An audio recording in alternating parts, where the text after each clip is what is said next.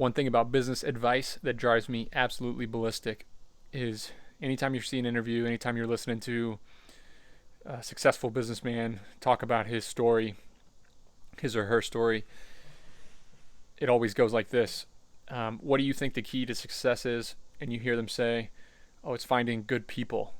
Finding good people is the key to success. If you can't find people who are spectacular, then it's really hard. And that is a humble way that it's kind of a humility practice that a lot of successful, wealthy people have of saying, oh, look, it wasn't me that built this. It was these other people who I was lucky enough to get on board. But it is absolutely horrible business advice. If you go out and look for unicorns, if you're looking for people that care about your business like you do, if you're looking for people that are self-starters, that are willing to put themselves out there, work 90 hours a week, solve the problems that you don't want to solve, and help your business grow and scale, I got news for you. Maybe that works in the tech world. Maybe that works for Steve Jobs and Elon Musk when they're trying to build a revolutionary new piece of technology or go to outer space.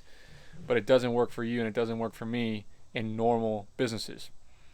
So anytime anybody says that, I think that is absolute bullcrap. And if they really are successful, I think it's a lie. And I think it's a way that they've kind of tried to sound humble and sound like they're giving other people the credit. But the key to success is not building a business around these people who care about your business like you do. Those people are unicorns. They do not exist. The key to success is building a business that can operate with normal people, that can grow with normal people, that you can hire average employees and deliver a great product to customers. That is how you grow a scalable business. So what's involved with that? It's about building systems and processes to make every job simple and repeatable, and thus making your service scalable. So if you run around complaining, and this is what my partner and I did for the first several years of our career, we complained and we moaned to each other about, man, we can't find good people. We can't find good people. If only we could find good people, we'd be able to grow our business. It would be a lot less stressful. We'd be a lot more profitable, and on and on and on and on. And that was a cop-out. That was me complaining about something to make myself feel better for my own failures. And looking back, if I would have taken it upon myself very, very early in my career to simplify the job, standardize the job, build systems and processes within my company so that a typical normal person could come in, and they don't have to be spectacular, they don't have to be incredibly skilled, they don't have to be a great decision maker. They can come into the business and thrive and deliver and be set up for success. So many business owners have a business, they hire somebody, and they totally set them up for failure because they don't have good processes, they don't have a standardized system, and they don't have a way that they're going to guide that person to accomplish their job. So what it leads to is unhappy employees, employees that fail, and a lot of mistakes costing you as the business owner a lot of money. But if you simplify things, if you standardize a process, if you make it very clear the expectations of the employee, exactly what you expect of them and exactly how they are to do their job, and you have every base covered of every moving part in the business, then you can get normal people in, and then you can scale your business. So when a rich and famous entrepreneur says, oh, the key to my success was being surrounded by great people, that's just because they don't know what else to say when they get asked that question, right? Because that's not true. Nobody who's really successful can point at their workforce and say, oh my God, I just got lucky. I hired spectacular people who were just like me and cared about my business like I do. Those people don't exist. Those people are unicorns. So if you walk around hoping to find the next unicorn who's going to go into your business and pretend and treat that business like you're going to be a lifelong frustrated business owner who's going to struggle to scale his business, who's going to struggle to get out of their business, and going to have a lot of problems. So my advice to you is stop looking for unicorns, stop expecting your employees to be unicorns, and start standardizing systems and building a business that can grow with normal, average, or even below average people. Look at McDonald's. It's the ultimate example. I hate using these big old case studies that we all hear so much about, but McDonald's has built a system in their kitchen. It's so simple that a toddler can do it. Right? Every single thing in the back of that kitchen is standardized so that there's no questions. This is how it's done, and anybody can do this.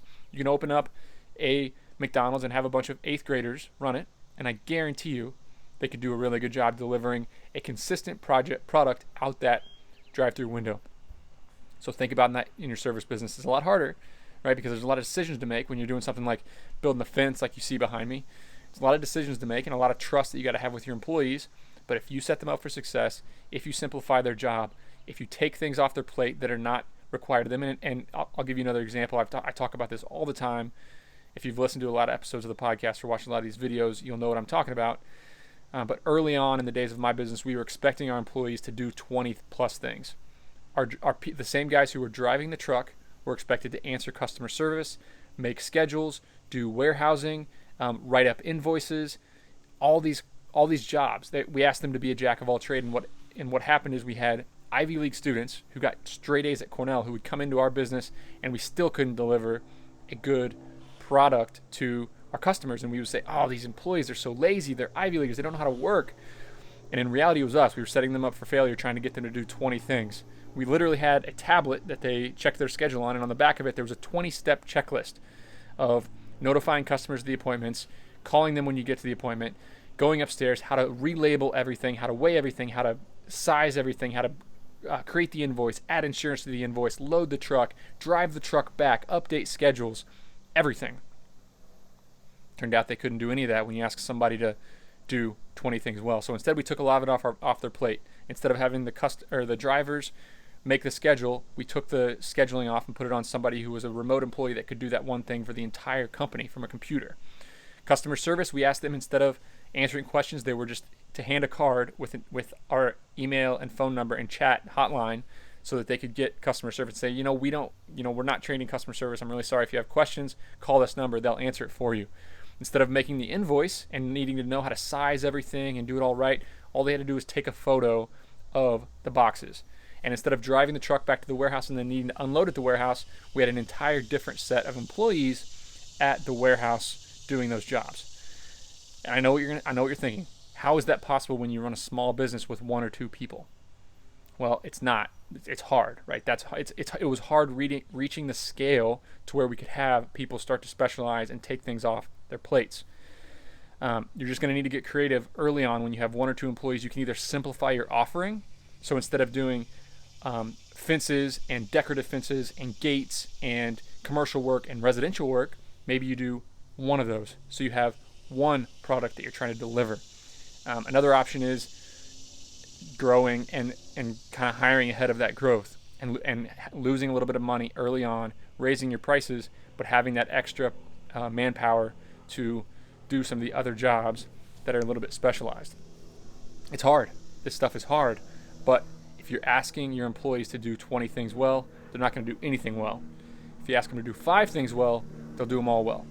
So, all the best.